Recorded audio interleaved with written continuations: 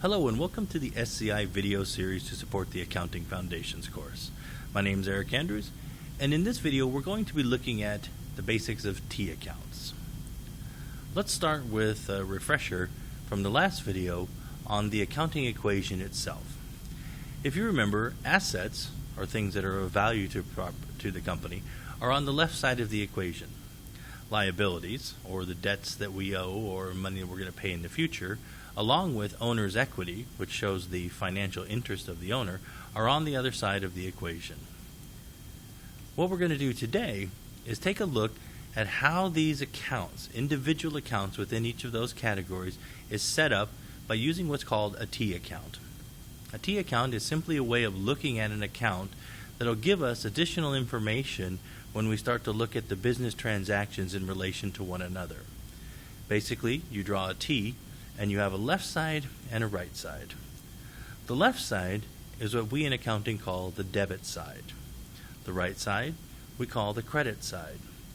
This presents a challenge for some new accountants because the words debit and credit are something that you have a definition for in your mind. You start thinking of debit cards and credit cards and money going in and out of your accounts. That is not how we use them in accounting. In accounting, the word debit or debit side is simply the left side of a T account. Credits are simply the right side. It is no more complicated than that, and that is one of the things that you'll be challenged by as you work on these transactions, is not thinking of it in terms of money going in or money coming out, but simply the left side or the right side of the account. So here are the rules for working with debits and credits. Obviously, debits on the left and credits on the right. These are part of an accounting system called a double entry system. And what we have here is a situation where every transaction is a double entry. That means there's going to be at least one debit and one credit during the transaction. In addition to that, the debits are going to equal the credits in order to keep the equation in balance.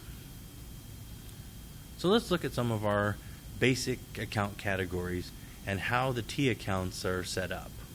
For assets, the left side or the debit side is how we increase the balance of those accounts. There are a few exceptions to all of these rules, and we'll come to those in later chapters. But for right now, what I want you to understand is that the basic setup is the same as you see it on the screen. Debits for assets increase the balance, and credits, or the right side, decrease the balance. For liabilities, it's the exact opposite. We increase the balance with a credit entry, or the right side, and we decrease the balance with a debit entry on the left side. Owner's equity is a little bit different in that some transactions, generally those under revenue, will increase the balance with a credit side and decrease the balance with the debit side. This is the exact opposite, though, when we get to expense accounts. Expense accounts are increased with a debit and decreased with a credit. We'll see more of that here in a minute. This chart gives you a basic overview of the T accounts that you're going to be working with in the Accounting 1 course. The assets are on the left-hand side. The liabilities are in the center with accounts payable and notes payable.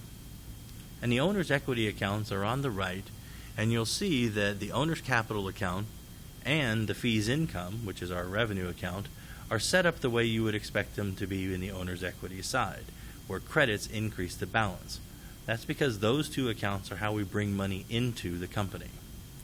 The owner's drawing account, which is what we use to record money that the owner takes out of their account for personal use, and the expense accounts are all set up as the opposite debit and credit situation, where the left side or the debit side is how we increase the balance of those accounts to record the money that was going out of the company. Don't worry about the income summary account over to the right. That's something we'll cover more in Chapter 6.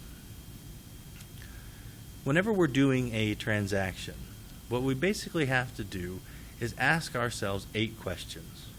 First is, what is the first account that is involved? Second, are we increasing or decreasing the balance of that account? And then finally, do we increase or decrease the balance of that account with a debit or a credit? We then have to look at the second account.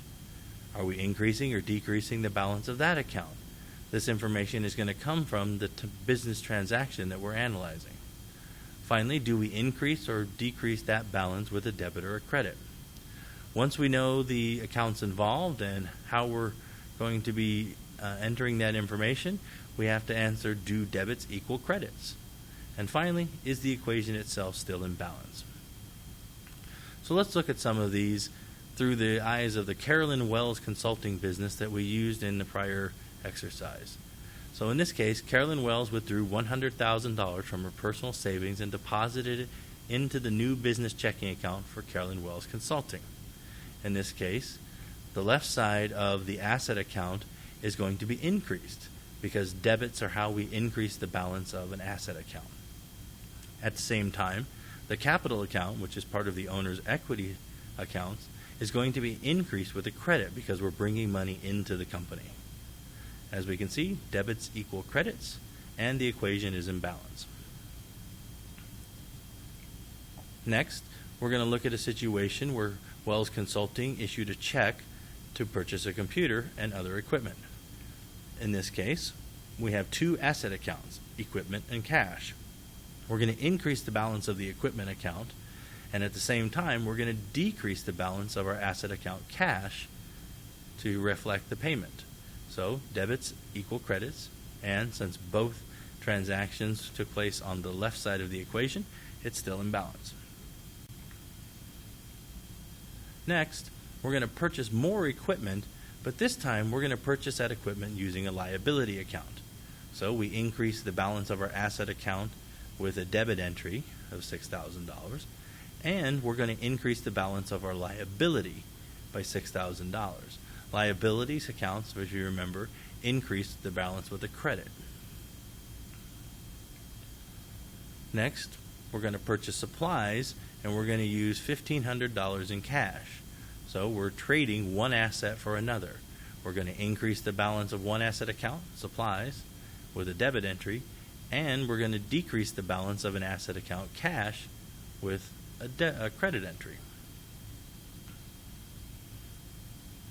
Now, what we're going to do in this situation is pay a portion of the liability that we incurred earlier. We're going to decrease the balance of our accounts payable account. Remember, we had increased the balance with a credit entry, and so we're going to decrease this balance with a debit entry. At the same time, we're going to decrease the balance of our our asset account, cash, by $2,500 with a credit entry on the right-hand side. Next, we're going to go ahead and prepay some of our rent. Again, these are both asset accounts, so we're going to increase the balance of our prepaid rent account with a debit entry on the left-hand side, and we're going to decrease the balance of cash with a credit entry on the right-hand side. Now, once we have these transactions in place, we can go through and determine our balance. The balance is basically the difference between the two sides. What we do is total up all of the entries and put a small entry at the bottom called a footing. Let's take a look at this. We started out with $100,000 in cash in our account. Then we had several transactions that decreased the balance of that cash account. The total $17,000 that we decreased the balance by is what we will use then to subtract from the original balance.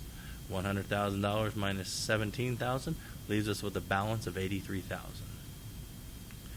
Now, if we look at that account in relation to all of the others, we can see its role in the entire equation. The balance of all of the asset accounts on the left-hand side of the equation comes to $103,500. At the same time, the liabilities account, which has both increases and decreases, has a remaining balance of $3,500. If we add that to the $100,000 in the owner's equity account, we can see that the equation itself is still in balance at $103,500. This has been a basic introduction to T accounts. I thank you for watching, and I'll see you in the next video.